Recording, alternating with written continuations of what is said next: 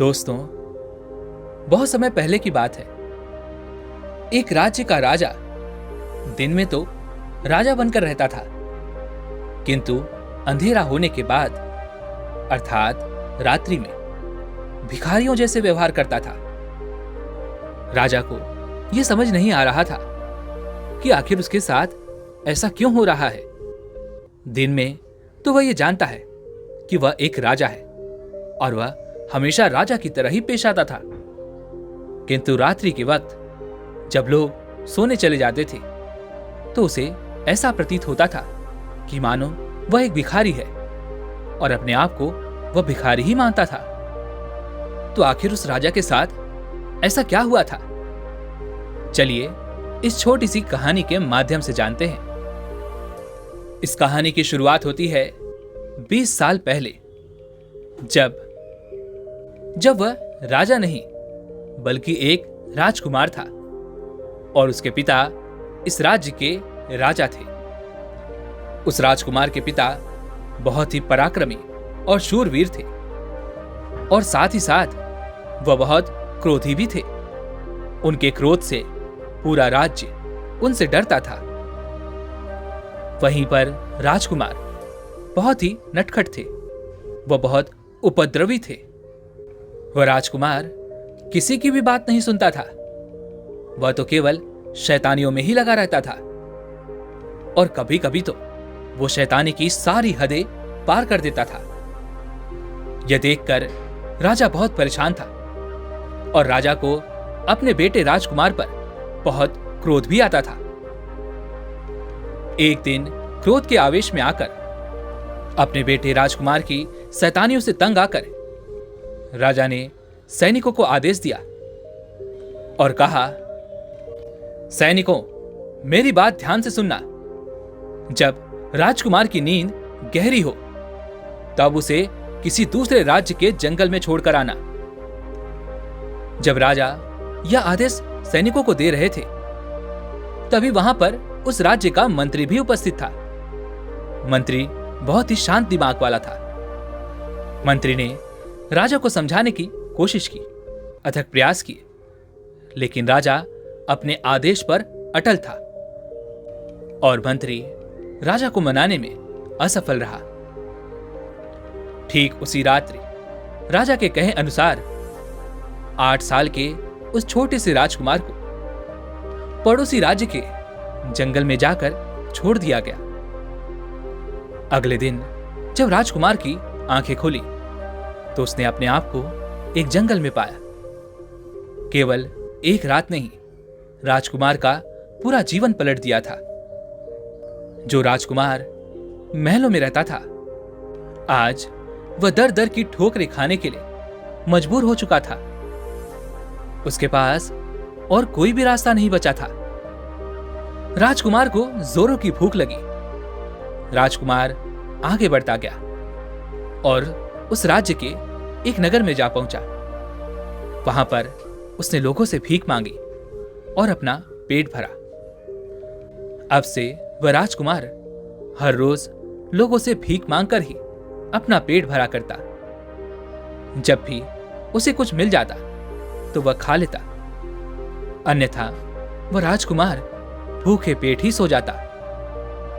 उधर दूसरी तरफ कुछ दिनों बाद जब राजा का गुस्सा शांत हुआ तो राजा को अपनी गलती का एहसास हुआ। राजा को यह समझ में आ चुका था कि अपने क्रोध के आवेश में आकर उसने बहुत बड़ी गलती कर दी है। राजा ने अपने बेटे को ढूंढने के लिए हर मुमकिन प्रयास किए, लेकिन तब तक वह राजकुमार उस जंगल से कहीं दूर जा चुका था, जिस कारण राजकुमार का पता किसी को नहीं चल पा रहा था। समय की मार और लोगों की पुकार के साथ राजकुमार अपनी पहचान भूलकर पूरी तरह से एक भिखारी बन चुका था। देखते ही देखते ऐसे ही अब राजकुमार के दिन कट रहे थे। राजकुमार लोगों से भीख मांगा करता और जो भी रूखी सूखी उसे मिलती वह उसे खा लेता और अपना पेट भरा करता। देखते ही देखते 20 साल बीत गए। 8 साल का वह राजकुमार अब पूरे 28 साल का हो चुका था। वह तो एक भिखारी था और उसका कोई ठिकाना नहीं था।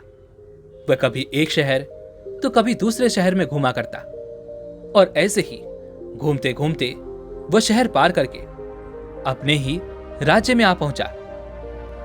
राजकुमार अपने ही महल के सामने से भीख मांगता हुआ आगे की ओर जा रहा था कि तभी संयोगवश राजा ने महल की खिड़की से उसे भीख मांगता हुआ देख लिया। राजा अपने बेटे को पहचान चुका था। वह यह जान चुका था कि यह उसी का बेटा है। अपने बेटे को अपने पास देखकर राजा को बहुत प्रसन्नता हुई। राजा ने तुरंत ही सैनिकों को आदेश दिया, सैनिकों, जाओ और उस भिखारी को पकड़ो और जल्द ही उसे महल में लेकर आओ। राजा जब सैनिकों को यह आदेश दे रहा था तभी वहां पर राज्य का प्रधानमंत्री भी उपस्थित था। यह देखकर प्रधानमंत्री थोड़ा सा अचंभित रह गया। उसने मन ही मन सोचा कि आखिर राजन को उस भिखारी से क्या मतलब है। वह राजा के पास पहुंचा और उसने राजा से कहा, क्षमा कीजिएगा राजन, पर आप उस भिखारी को महल में क्यों बुलाना चाहते हैं? आपको उससे क्या लाभ? तभी राजा बड़ी प्रसन्नता से प्रधानमंत्री से कहता है, मंत्री जी, वो जो भिखारी आपको नजर आ रहा है वो कोई भिखारी नहीं है, बल्कि वो तो मेरा पुत्र है, जिसे सालों पहले मैंने अपने क्रोध के आवेश में आकर अपने राज्य से निकाल दिया था और उसके बाद मुझे अपनी गलती का एहसास हुआ। मैंने उसे कहां कहां नहीं ढूंढा, लेकिन संयोग तो देखो कि आज वह अपने ही राज्य में आ पहुंचा है और उसकी इस हालत का जिम्मेदार भी आज मैं ही हूं। मेरे ही कारण आज उसे लोगों से भीख मांगनी पड़ रही है। लोगों के सामने उसे हाथ फैलाना पड़ रहा है ताकि उसे 2 वक्त की रोटी मिल सके, ताकि वह अपना पेट भर सके। सैनिकों, जाओ और उसे जल्दी से जल्दी इस महल में लेकर आओ। राजा के आदेश पर सैनिक तुरंत ही उस भिखारी का पीछा करने के लिए निकल पड़ते हैं। सैनिकों को अपनी तरफ दौड़कर आता हुआ देख राजकुमार डर जाता है। उसे लगता है राजमहल के सामने भीख मांगना कोई अपराध होगा, इसी कारण ये सैनिक मेरे पीछे पड़े हैं। उन सैनिकों को इस तरह से आता हुआ देख वह डर कर उनसे और भी दूर भागने लगता है।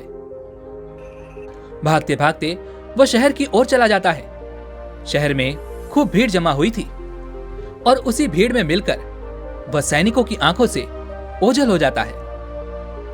सैनिकों ने उसे बहुत ढूंढा, यहां वहां हर जगह उसे तलाश किया, लेकिन वह उन्हें कहीं नहीं मिला।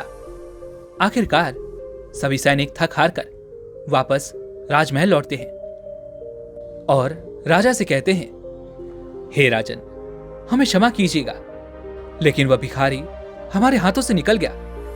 देखते ही देखते वह बाजार की भीड़ में खो गया। ये सारी बातें वहां पर उपस्थित वह प्रधानमंत्री भी सुन रहा था।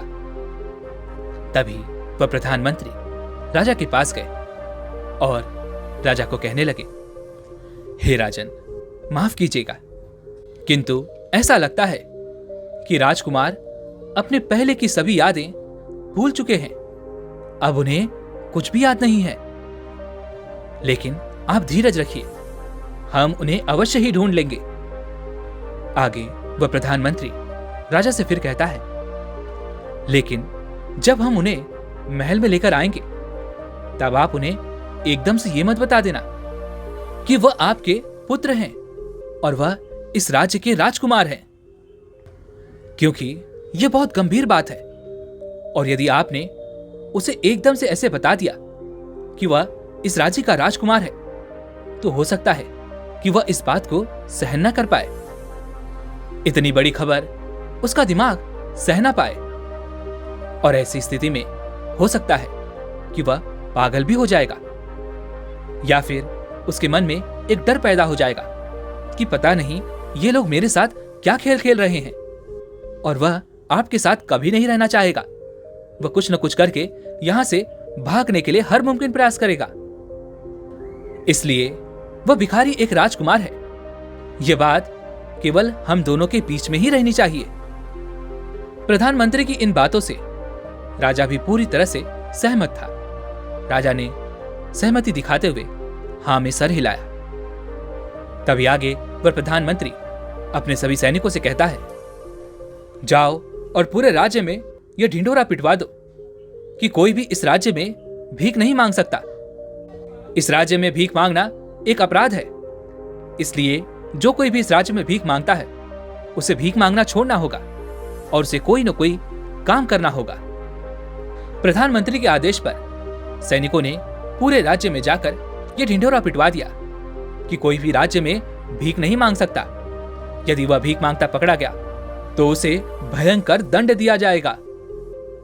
देखते ही देखते यह घोषणा पूरे राज्य में फैल गई और उसके कुछ दिनों बाद ही सैनिकों को वह भिखारी भी बाजार में नजर आया। वे लोग उसके पास गए और उसे कहा, देखो, तुम इस राज्य में भीख नहीं मांग सकते। यदि तुम्हें अपना पेट भरना है तो उसके लिए तुम्हें कुछ न कुछ काम करना होगा। इस पर राजकुमार कहते हैं, पर मुझे तो कोई काम नहीं आता। मैंने आज तक कोई काम नहीं किया है और इसीलिए मुझे कोई काम भी नहीं देता। तभी एक सैनिक कहता है, देखो, राजमहल में साफ सफाई के लिए एक कर्मचारी की आवश्यकता है। यदि तुम चाहो तो मैं तुम्हें वहां लेकर जा सकता हूं और तुम्हारी नौकरी लगवा सकता हूं। यदि तुम चाहो तो यह काम कर सकते हो और यदि तुमने मना किया तो तुम्हें बंदी बना लिया जाएगा और घोर से घोर दंड दिया जाएगा। यह सुन वह राजकुमार घबरा जाता है और तुरंत ही वह उस काम के लिए हामी भर देता है। सभी सैनिक उसे लेकर महल पहुंचते हैं और वहां पर राजा उसे महल की साफ सफाई का काम सौंप देता है। राजकुमार साफ सफाई के उस काम को मन लगाकर किया करते थे। देखते ही देखते पूरे 1 महीने बीत जाते हैं। 1 महीने के बाद उन्हें बगीचे में माली का काम सौंपा जाता है। यह सब देखकर राजकुमार मन ही मन बहुत प्रसन्न होते हैं।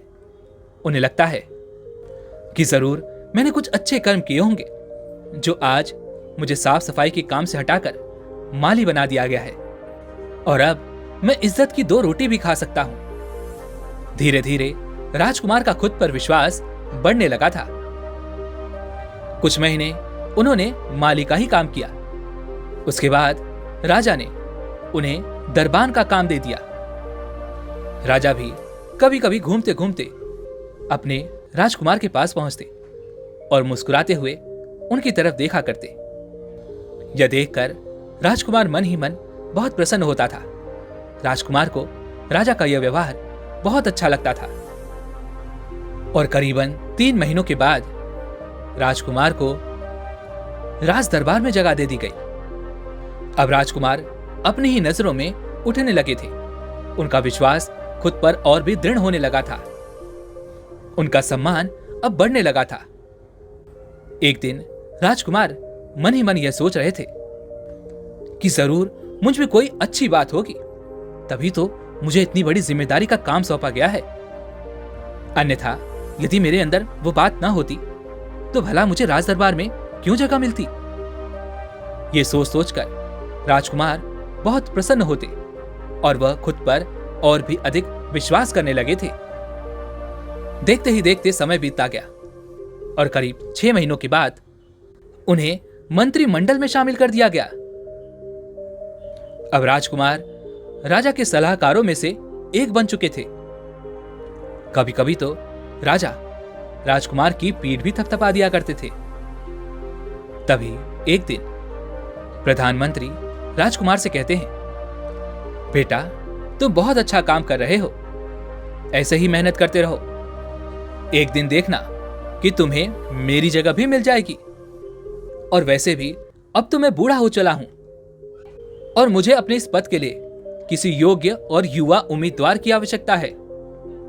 मैं अपने इस पद से अब निवृत्त होना चाहता हूं। इसी प्रकार राजा और प्रधानमंत्री दोनों ही राजकुमार की हमेशा तारीफ करने लगे थे, जिससे राजकुमार मन ही मन अपने आप को और भी योग्य समझने लगा था और साथ ही साथ उनका विश्वास भी और दृढ़ होने लगा था।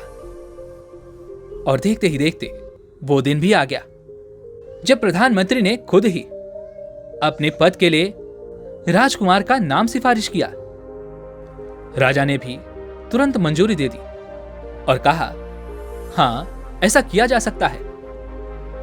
सभा के सभी लोगों ने इस बात पर विचार विमर्श किया और सभी की सहमति पर राजकुमार को प्रधानमंत्री नियुक्त कर दिया गया। लेकिन मन ही मन अब भी वो अपने आप को भिखारी ही मानते थे, जिस कारण उनके मन में अभी भी एक प्रश्न हमेशा रहता था और वह यह था कि मेरी किस्मत इतनी अच्छी कैसे हो सकती है। कहां मैं दर दर की ठोकरें खाया करता था, 2 वक्त की रोटी के लिए भी मुझे लोगों के सामने हाथ फैलाने पड़ते थे, भीख मांगनी पड़ती थी। लेकिन उसके अंदर राजा को ऐसा कौन सा गुण नजर आ गया कि आज राजा ने उसे यह पद सौंप दिया है। लेकिन राजकुमार ने किसी से कुछ नहीं कहा, वह केवल अपने कामों में लगे रहे। और अब तो कई बार राजकुमार का राजा के पास आना जाना होता था और इस प्रकार से राजा और राजकुमार दोनों एक दूसरे के और भी करीब आ चुके थे। तभी एक दिन राजा ने राजकुमार से कहा, बेटा, अब तुम्हें सत्य बताने का समय आ चुका है। यह कहते वक्त राजा की आंखों में आंसू थे। तभी राजा राजकुमार से कहते हैं, बेटा, वास्तव में तुम मेरे पुत्र हो और तुम ही इस राजगद्दी के असली वारिस भी हो। यह सुनकर वह राजकुमार स्तब्ध रह गया। उसे ऐसा लगने लगा कि शायद राजा उसके साथ कोई खेल खेल रहे हैं, राजा उसके साथ कोई मजाक कर रहे हैं। तभी वह राजा से कहता है, हे राजन, आपने मुझे बहुत सम्मान दिया है, एक भिखारी से मंत्री पद तक का ओहदा दिया है, लेकिन अब मेरे साथ इस तरह से मजाक ना करें।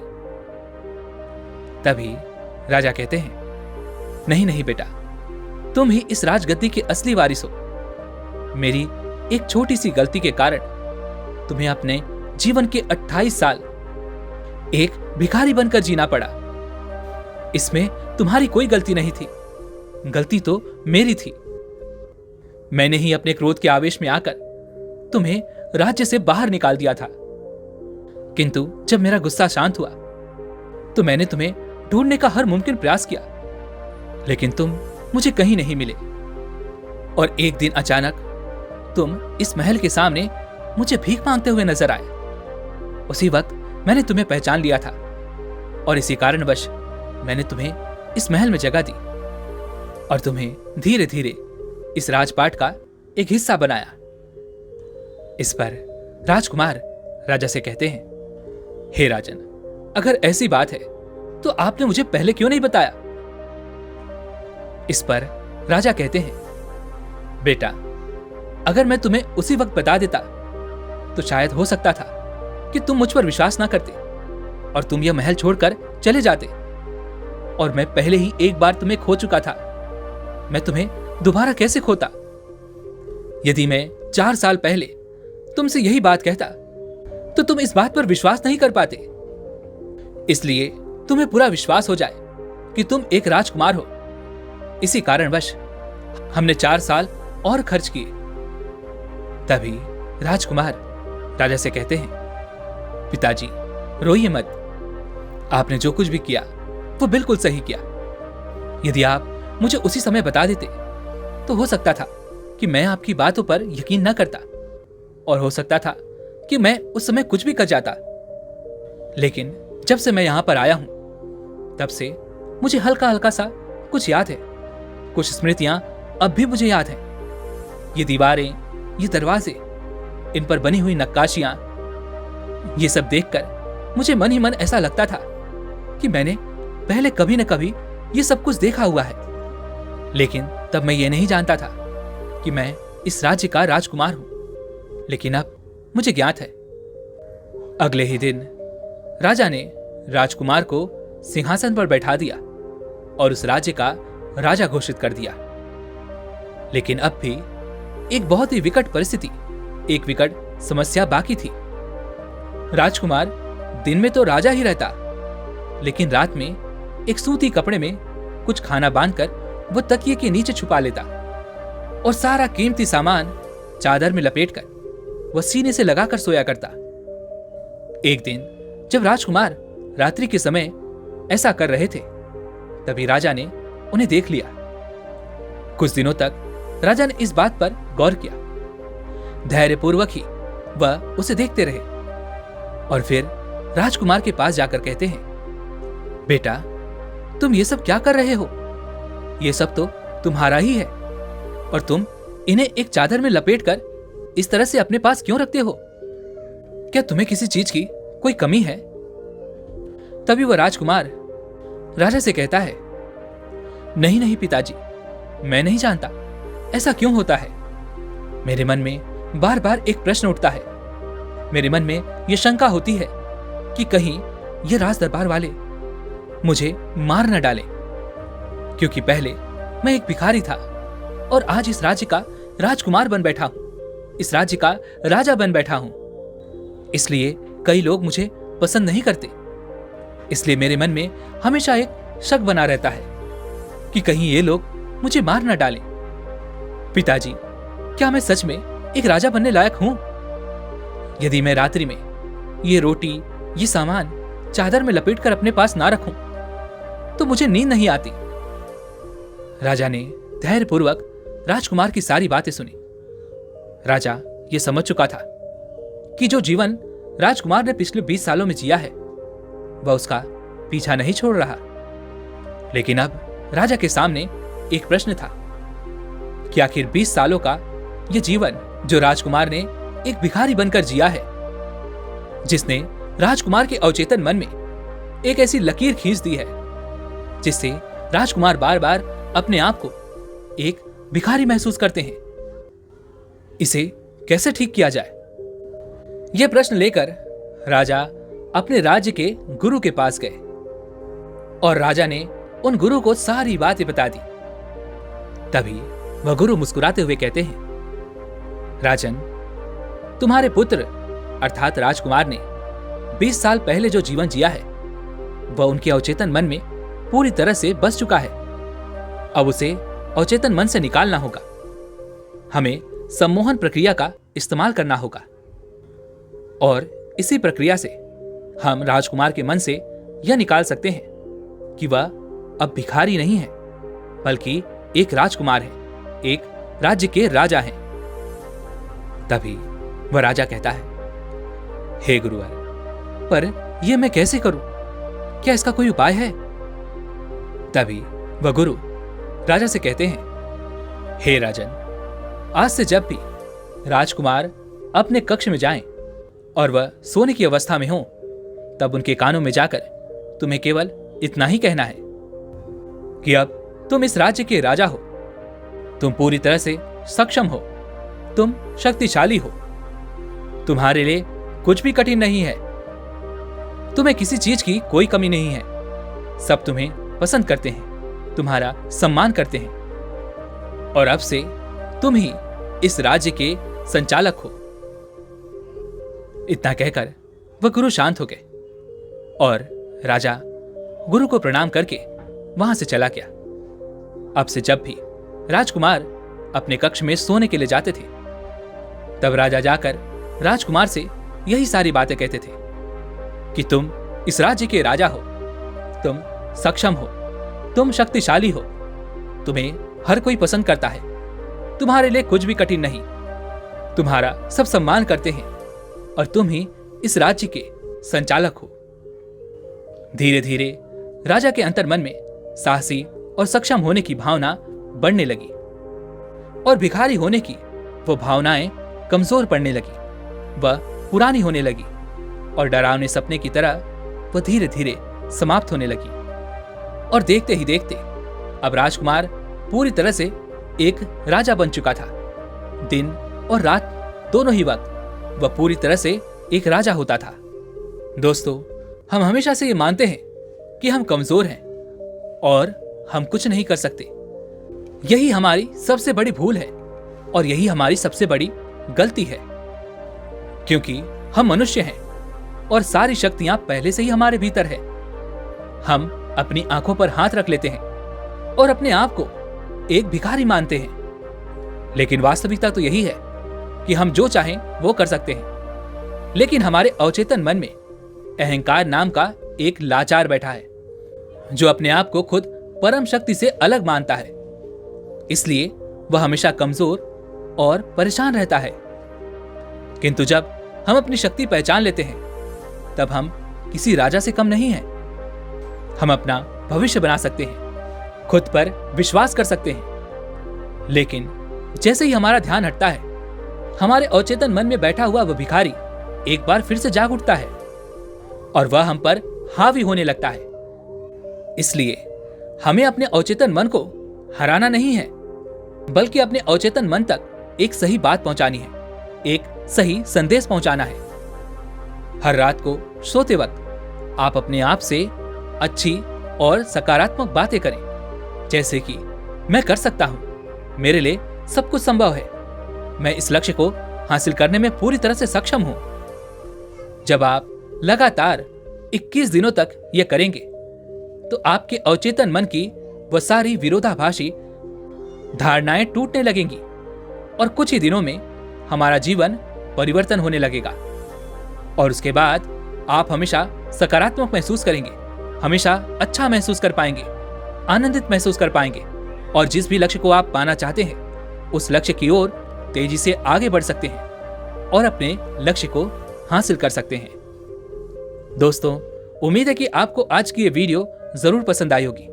तो लाइक और शेयर करने के साथ चैनल को सब्सक्राइब और घंटी बटन को जरूर दबा दीजिएगा।